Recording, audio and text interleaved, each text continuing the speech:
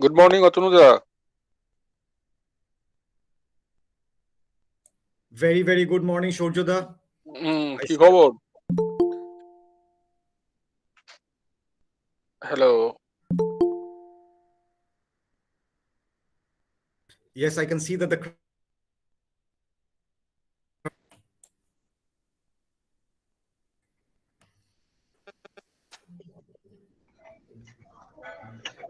Good morning to the dignitaries. Good morning, sir. Good. I'm Sanjay Chakraborty, acting as the head of the institute presently. Very good morning. Welcome you to the meet. It is organized and sponsored by you mostly, and in fact, helping the students, activating the mode. So it's a nice moment for me also. Thank you very much. I am very much here. Please call me at any time.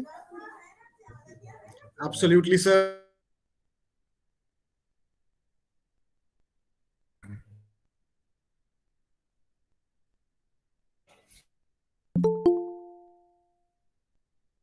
Shorjoda,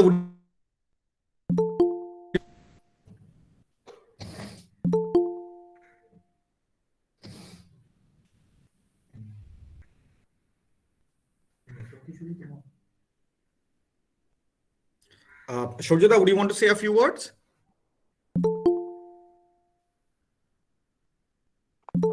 Yes, it is a excellent work from your side. It's an excellent work from your side, and our students that get a real-time opportunity for the industry experience. And I hope the students and from our sides, you will get all kind of supports. And I hope you are give out the students an excellent opportunity. Thank you. Thank you for your kind words, Shorjoda.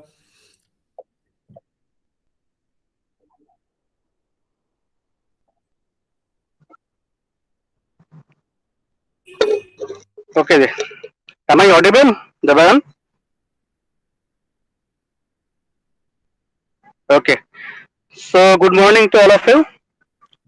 At first, I would like to welcome Mr. Atanu Rai Chaudhuri and his team of Gaptour Private Limited.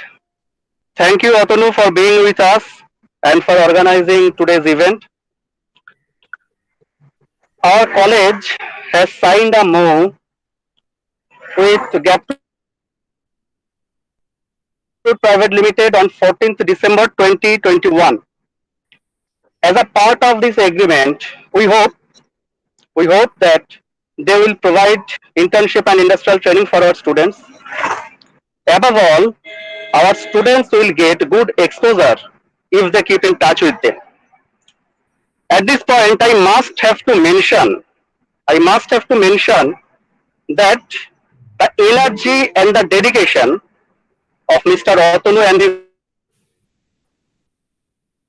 team is really remarkable. They are giving responses and interacting with our students around the clock in WhatsApp group. It's really praiseworthy, and no word is suitable to appreciate their effort. So thank you, Otanu, and students. Keep in touch with Mr. Otanu and his team. I think it's a great opportunity for you to get good exposure. However, once again, thank you, Team Otanu, and I'm sure our today's event is going to be an exciting one. So thank you, and at last, I would also like to thank our principal sir for his inspiration, and he always inspire us to conduct such type of program and to do other things. So thank you, sir. Thank you, Team Otulu, and thank you all. Yes, thank you. But in fact, my heartfelt request to the dignitaries Mr. Otonu and his team, please, uh, to conduct the meaningful webinar like these, where the students get interest and they also find and they can share their interest among themselves, so that the organization can uphold their activities through the uh, mm, this sort of program, organized by both of these platforms like GCELT and Capsule Labs.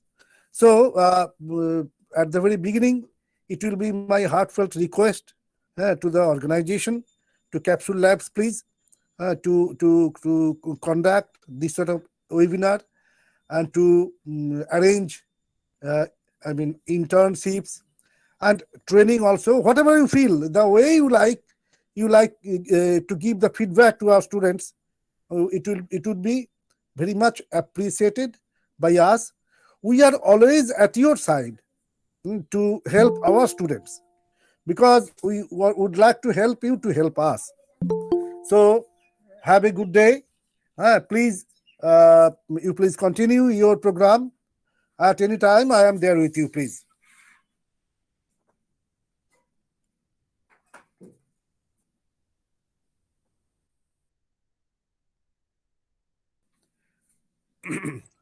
Am I Thank you all for your kind words. You want to take it forward? Was I audible? Yes, sir. Okay. Thank you very much, sir. Thank you. Please continue, Debayan. Yeah, please.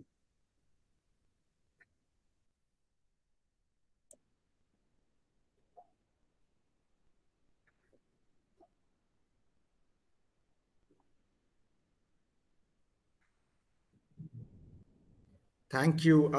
I think what we are coming up as the common interest is we want to understand each and every one of you, right? The first slide that I have over here, I really wanted to bring out the faces of GCELT, right? Who are the people? Who are the engineers? What does an engineer look like, right? We just wanted to keep pictures of participants who have shared their pictures with us, and this is what the college is. This is what as an alumni, this is what as a team we all represent, right? Today we are in a world where we whatever decision we make it on the basis of available data, right? Therefore, uh, no matter where you are, whether you are looking for a college, whether you are looking for a job, whether you are looking for a Uber ride, or whether you are looking to buy something on Amazon, we don't make that decision without relevant data. We go around, look for feedback, look for what people have put feedback on a particular feedback, and there is a whole lot of data that is all around us. We are becoming more and more of a data driven society, and in such a society, representing that data, representing that information in a manner, in a form that is palatable, that is acceptable to the audience, right? Uh, uh, to understand the nuances of that data, right? When we see something, our eyes process things a lot faster, right? We have dedicated portions of the brain for visual processing, and we are able to somehow almost unthinkingly, we are seeing throughout the day, we are taking in so much visual input, we're able to block out things that are not relevant to us and focus on the things that are relevant, right? And you all know that a camera generates way more data than any other sensor, right? So we are able to process all that information. So when data is represented in a form where when data is represented in a form that is palatable,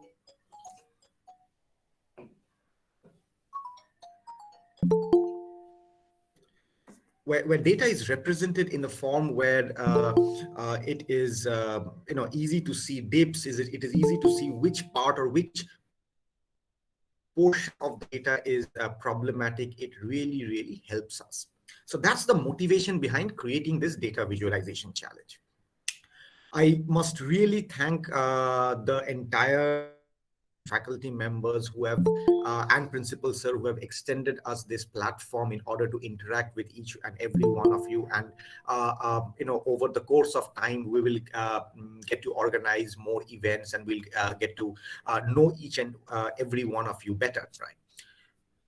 This is just a start. This is an event where the objective of the whole event is really to ensure that you give it a shot. Right now, some of you may like what it is there, some of you may not like, right? But either ways, you have data available at your disposal. You have data that you like something or you don't like something, right? There are no it's all between friends. It is all between your peer groups, right, within the college itself, right? So there is no shame, right? The real shame is for people who are not going to attempt it, are not going to try to go ahead with this, right? That is the real shame. But each and every one of you who are trying, who are coming on board, who are participating, right, the results does not matter, but in the process, what you learn, right, that is going to be invaluable and may make the difference between an entry level job and a slightly more senior job, right? It may help you in your careers, throughout your careers, right? Whatever positions you work in, whether you are working in the core development team where you have to present data about your about the performance of your system, whether you are presenting data as a market researcher and talking about the statistics of how your product has been picked up in the market, or you're talking about sales data, how your projections are going to be made over the year, or you are looking at your recruitment pipeline, right? Whichever organizations you're going to go into, this skill is going to serve you throughout your career. Right? Now, with so much data available and that opportunity to where you need to present this data to an audience, right? It becomes important to understand what kind of a data makes sense and when, right? Or how do you visualize this data? There are several tools that are available, right? We have been discussing in the earlier days, the only tool that you had was to build your own visualization tool, and you spend a lot of time essentially writing graphics packages and all of that. It was tedious, it was cumbersome, it took up a lot of time to generate each of those visualizations, but we have been developing technology at an amazing pace, right? Today, we are developing more and more tools which are helping us focus on the data at hand and not so much on the tool itself, right? And this has given rise to a whole generation of essentially what we call our no-code tools, right? Tools where which are very, very good in terms of getting data from a particular type of database, right? Whether it is a time series database or it is a SQL database or a streaming database, right? It's able to get data from that, clean it on a real-time basis, and then it's able to render the data either on a screen or on a web portal, right? You'll find this kind of tools being used up plenty if you go to any of the stock exchanges, right? You see these ticker tapes that are going around. Those are all visualizations, right? If you want to look up on Google and look at the stock market prices today, you will find that those graphs are being generated on a real-time basis, right? And you cannot do that with a very we have been developing tools for doing that. A lot of JavaScript based tools, a lot of professionally managed tools like Power BI or Google Sheets, leaflets, and all of that. On the other end of the spectrum, when you are handling really large volumes of data, and when I say really large volumes of data, I'm talking about petabytes of data, right? Astronomical data, or when you are handling large volumes of healthcare records, particularly population-based data. This is typically data that will run into several hundreds of gigabytes or petabytes or even larger. And the no-code tools are still not there where they can handle such large volumes. And you need to write your own dedicated tools in order to render those. That's really the difference. We are at that cusp where, for if you're handling maybe 100 rows, 1,000 rows, or even 10,000 rows of data, we can use the no-code platforms. But when it comes to slightly larger data sets, or where you need to customize it a little bit, you'll find that the effort that goes into coding up for this kind of graphs is really worth it, right? So that said,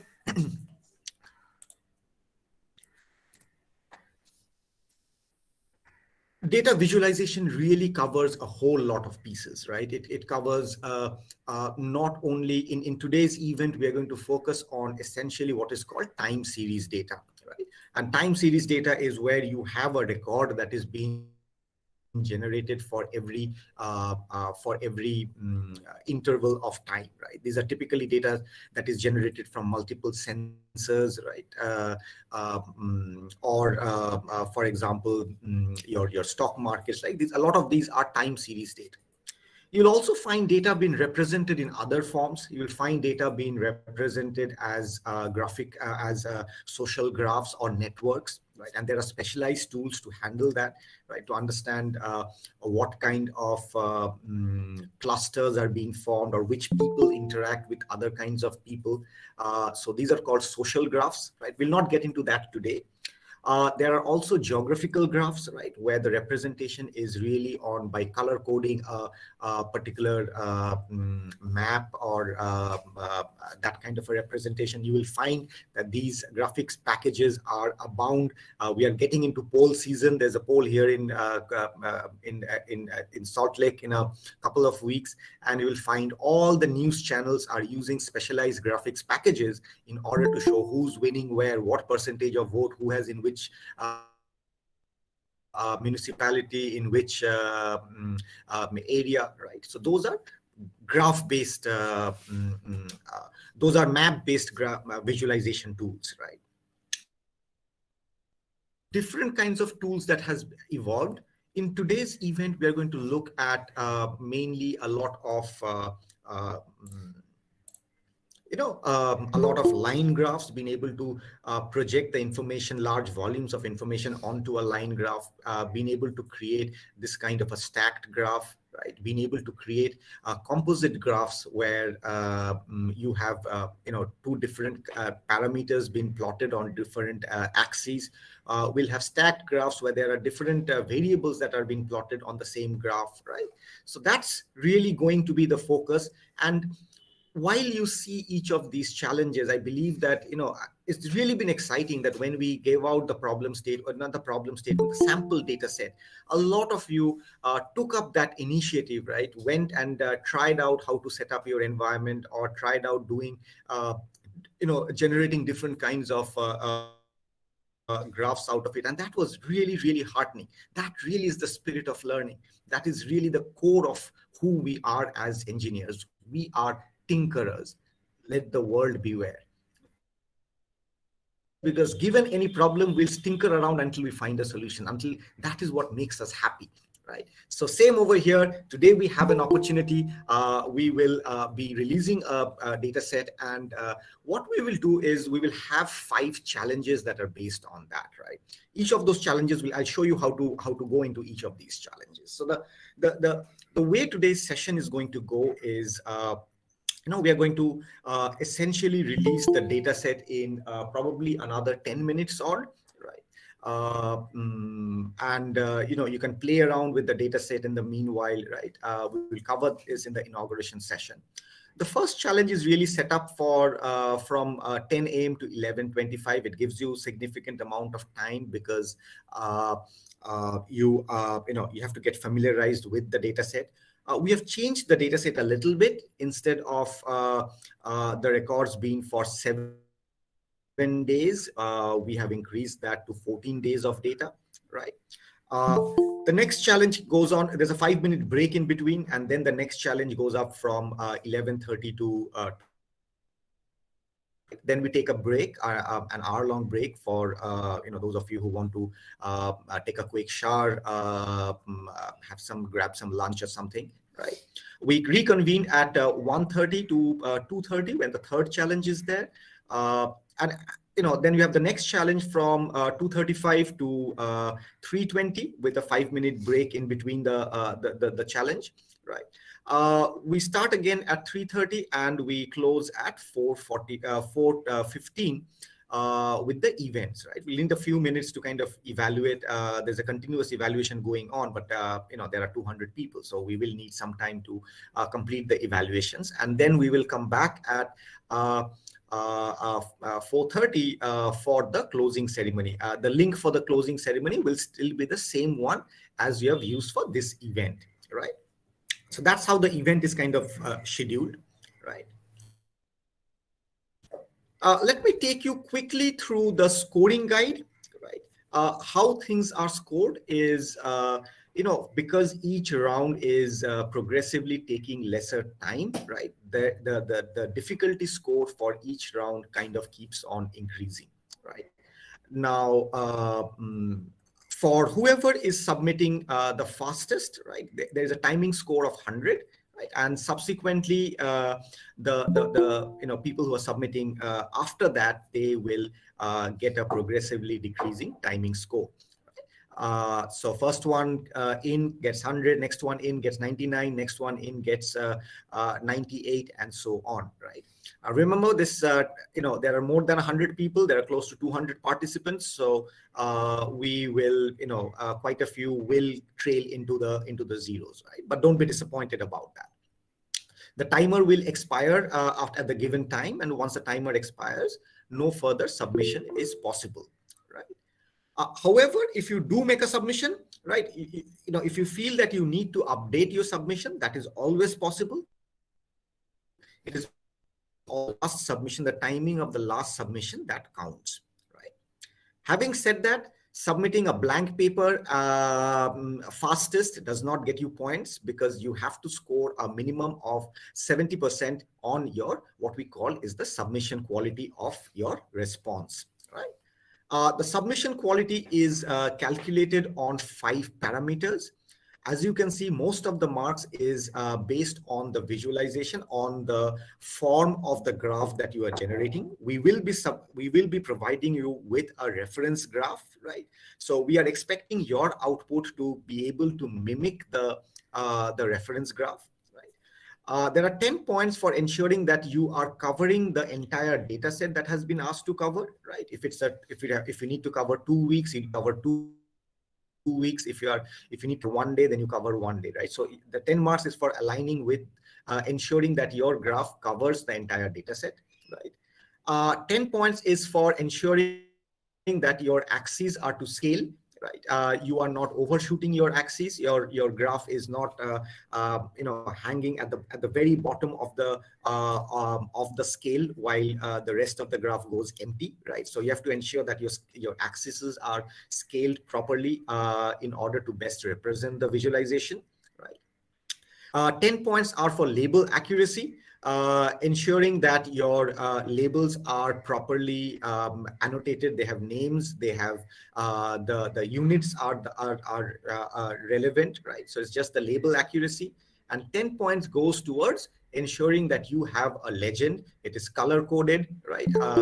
If you do not have a color coding mechanism, then you ensure that it is properly patterned, right? So that's how you get to a score of 70 on the submission quality, right?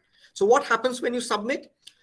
If you submit before the timer goes off, right, you will get a score, which is your submission score plus your timing score multiplied by the difficulty factor, right? That's how you get to your base score. Now, after you have submitted, and if you still have, say, 10 minutes, 15 minutes left over in the particular challenge, right, you can look at your graph. And what you can do is, if you see something interesting about those graphs, right, if you see a particular pattern that is interesting, then you can mention them in these there are 6 observations that are allowed for every graph, right? And those are counted for 5 points each, right? When you are submitting observations, it no longer affects your timing score, right? Everybody with me? This slide is also available in your in the software, right?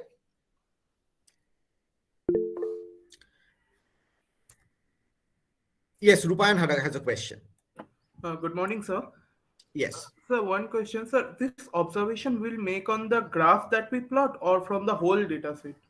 On the whole. From that particular graph. So every challenge you can submit for up to 6 observations. Oh, okay, sir. And sir, one more thing. What we need to submit the You pie file? both you absolutely need to submit a screenshot of your response, and I will take you through the software, right? In the next few minutes I will take you through the software so that we understand what to do and where, right? Thank you, sir. Before that, let me just quickly the data set, what kind of a data we are talking about, right? In this particular event, we are essentially looking at data that is collected from a potato cold storage facility. And in Bengal, we have a lot of potato cold storage facility because we we grow a lot of potatoes, right?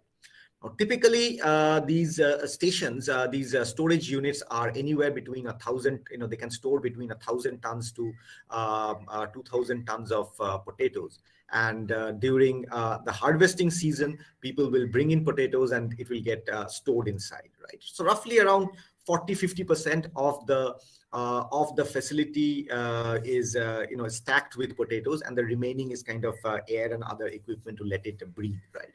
Now, one thing to remember is that when you store potatoes, these potatoes are stored in with the objective. They are not dead, right? These potatoes, if you go back and plant them, they will grow back into plants, right? Which means that these are alive, which means that they will still respire. So the potatoes, once they respire, they will generate heat through respiration. They are brought in at ambient temperature, so they are going to take you'll have to cool them down to a temperature so that they don't get bad, right? So typically the recommended temperature is about 5 degrees centigrade. So what you will find in your data set, and I've given you a sample of that, is essentially thermometric readings or temperature readings from inside the storage facility. You'll find temperature readings from the from the external temperature reading. You will also find a luminosity sensor value based on the lux value, or the amount of light that is available, right? There's a door sensor. So every time the potatoes are loaded, typically when the potatoes are loaded, they're loaded in probably 1 ton, 2 ton of potatoes, right? It takes about roughly 20 minutes to kind of load about a ton of potato, right? So every time there's a new shipment that comes in, and shipment can really come in at any time, right? You don't know, whenever the potato has been harvested, it can come in, right?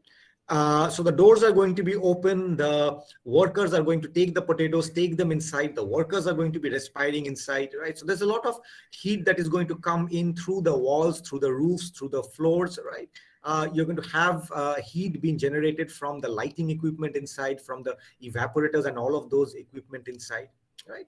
But what you can measure is how much power is being consumed to run the chillers, which is extracting the heat, right? This power comes in 2 ways. Some of the power is generated from the solar grid. Some of the power, the deficit, is essentially brought in from the grid, right? Now, when you are thinking as an operator of a storage unit, right, you are spending money whenever you are importing power from the grid. And that kind of has a relationship with how much storage, what is the amount of potato that is being stored, what is the ambient temperature, how much heat is being generated in the entire system, right? So that's where you spend money. And on the other hand, you make money, the facility operator makes money when they are by charging rent on the potato that is being stored, right? So in your data set, what you will find is a value on the day, right? You'll have a day number, you'll have a timestamp. You will have an inventory, which is the amount of storage in tons, right?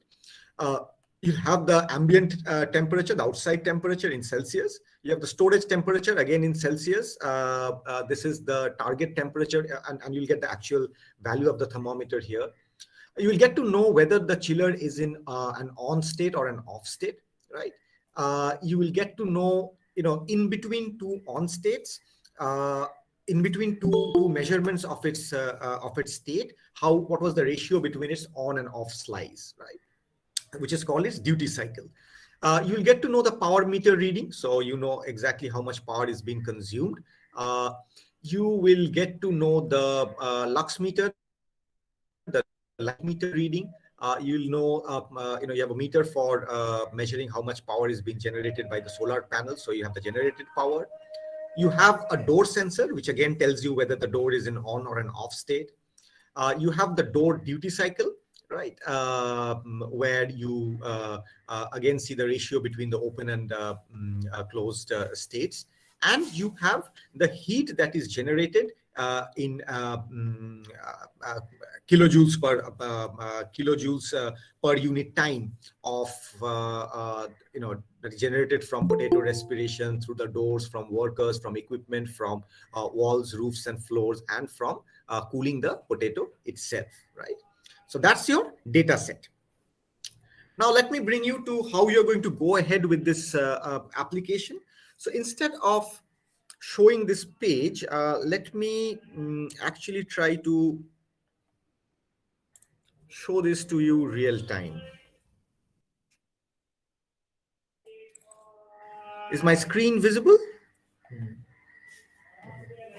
Yes, sir. Okay. So what I expect each of you to do is to go into shots.capsule.in, right? So you will land up on this page. There are already 41 people who have registered, right? For those of you who have not registered, please go ahead, tell your friends to go ahead and complete the enrollment process, right? Once you enroll in the process, the event has already started, so it kind of shows you 0.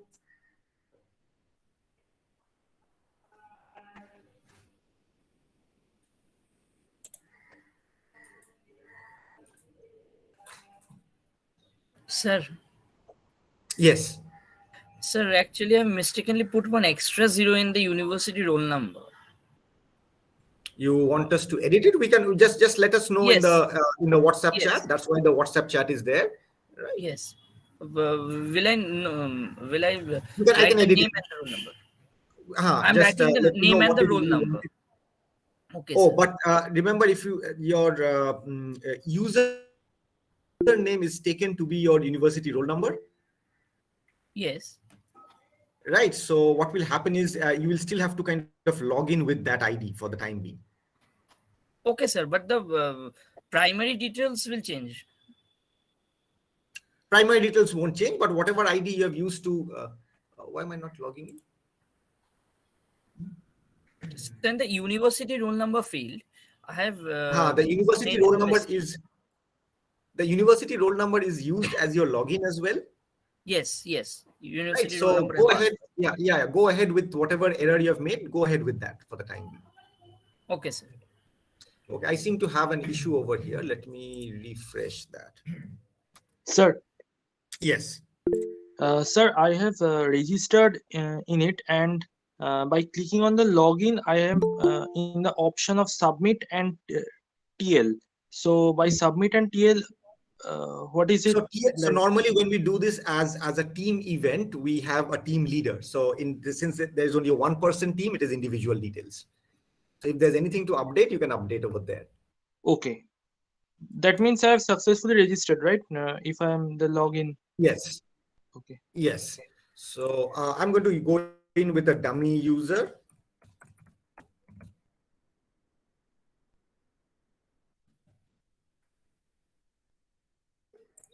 Right. What you will find is you can see my screen, right? Yes. Yes. So your team has, the login has been approved. So this is all doing good, right? Normally, when we do teams, we have multiple people, 4 people teams, and the team changes are not allowed 1 hour prior to the event, right? So there's nothing else to edit over here. Things are going good, right? So there's nothing to change over here. The next form you go up to is in this consent form, where you are basically telling us that your that your system is ready to go, that you have,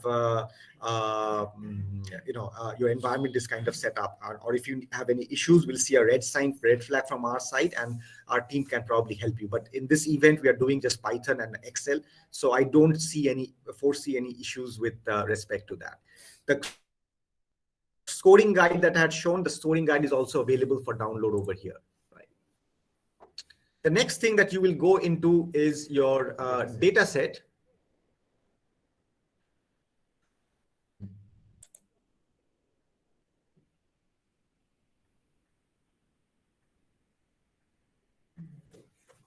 I'm having a little bit of a network issue because we are all logged in. Right, the data set will essentially, it was set for 9:30, so the data set should be available.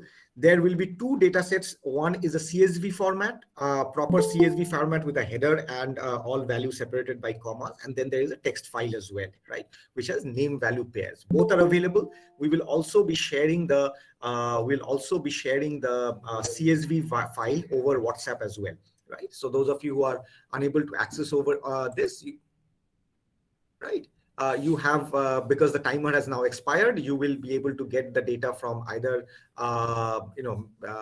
both drives are available. Mirror 1 is the CSV file, mirror 2 is the text file, right? Both options are available. There's a lot of people who are downloading. This is almost 20-30 meg file, so a lot of people are downloading right now, so it might be a little slow.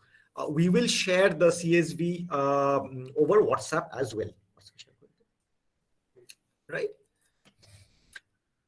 In fact, we may be able to share the text file, the other data file as well, right? Once you get past that,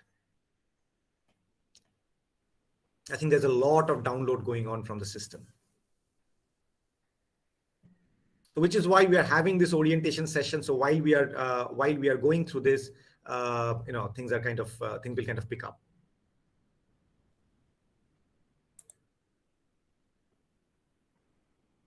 Right. Post this, you will come to the challenges section where you will see each challenge getting posted, right?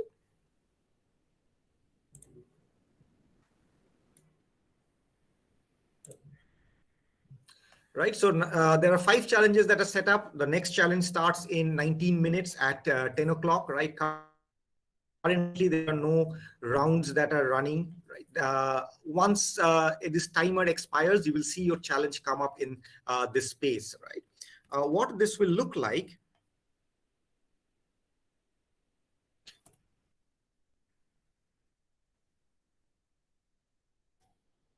right, is that a challenge will kind of show up, right? And once the challenge shows up, you will be asked to, once you have completed that round, you will take a screenshot of your response, right? You will have the reference, you will have a reference image, a reference graph available to you, right?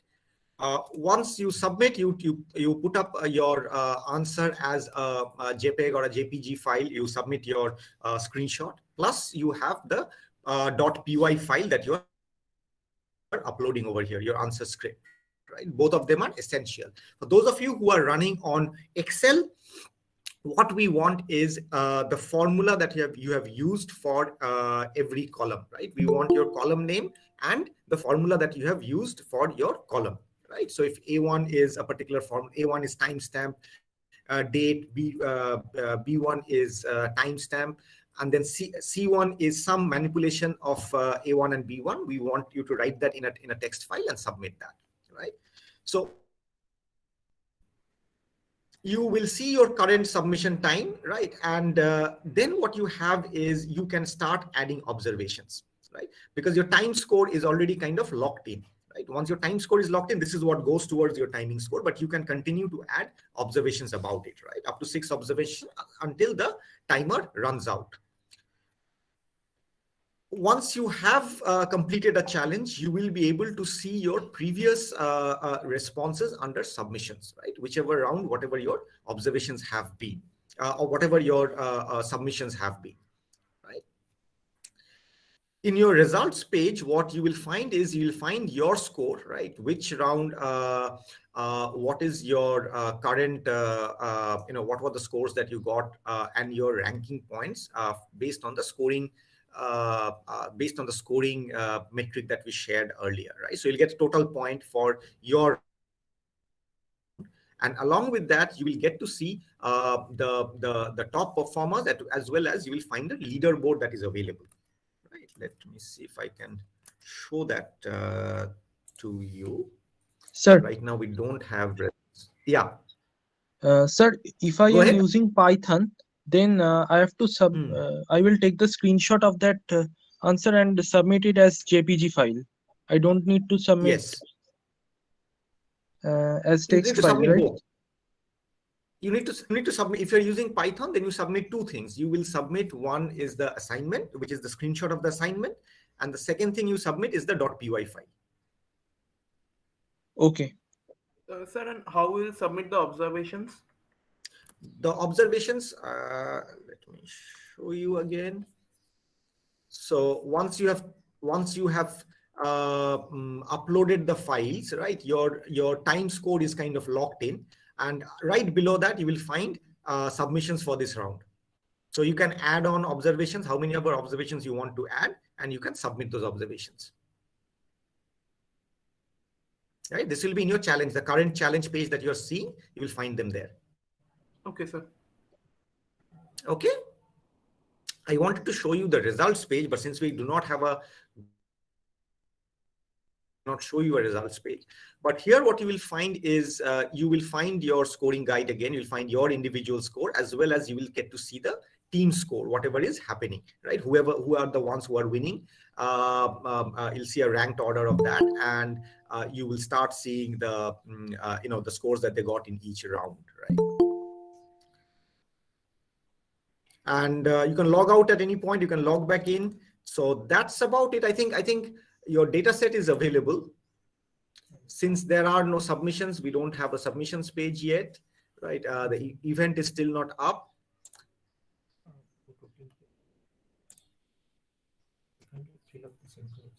Yeah. So one more thing I wanted to add is, do fill up your details on the team page, because this is information that is used for generating the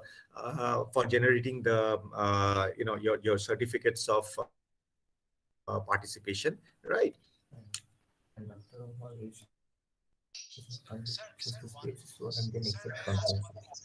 Yes. Absolutely. Please go.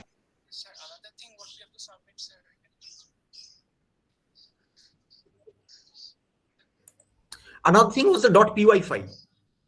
Your source code. Right, source code for those who are doing in Python, and the formulas, the column formulas for those who are doing in Excel.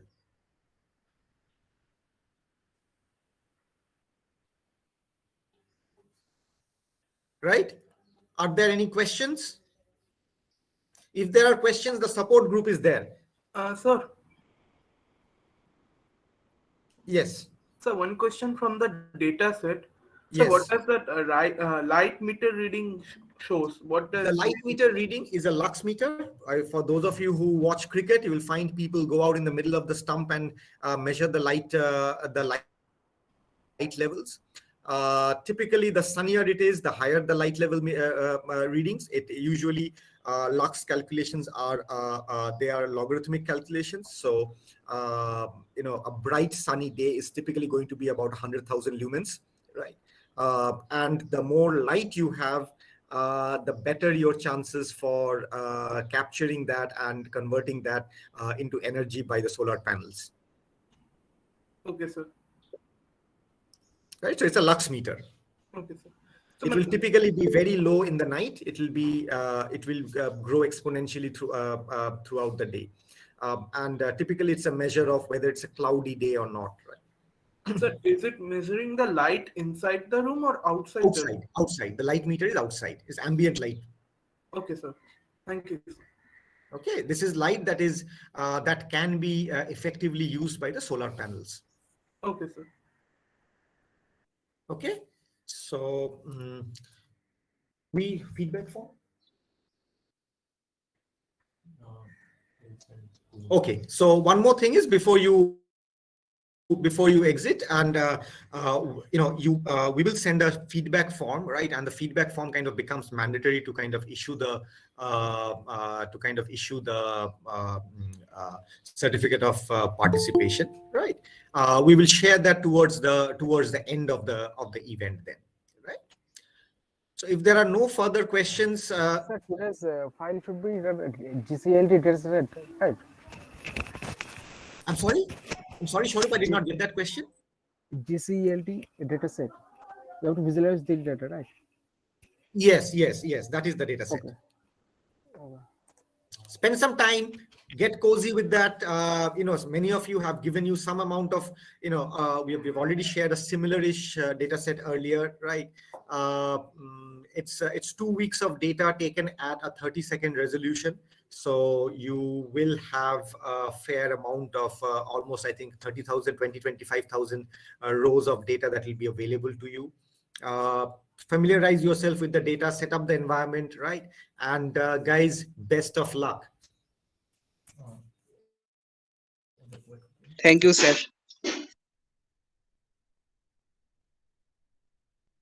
Oh, one more thing is, I think after you register, right, make sure that you you refresh the page and sign the consent form.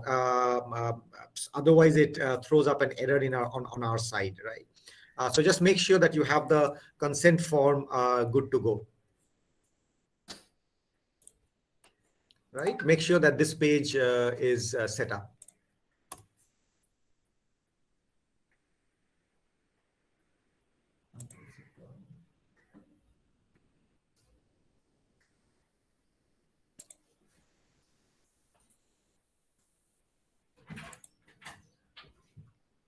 All right, make sure that the consent is set up, right? That the system is ready.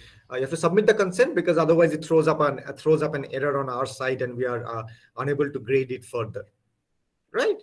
For any issues, the helpline is there, support line is there. Please keep shooting your questions and have a lot of fun. That's very, very important. So Deban, we'll close the session over here.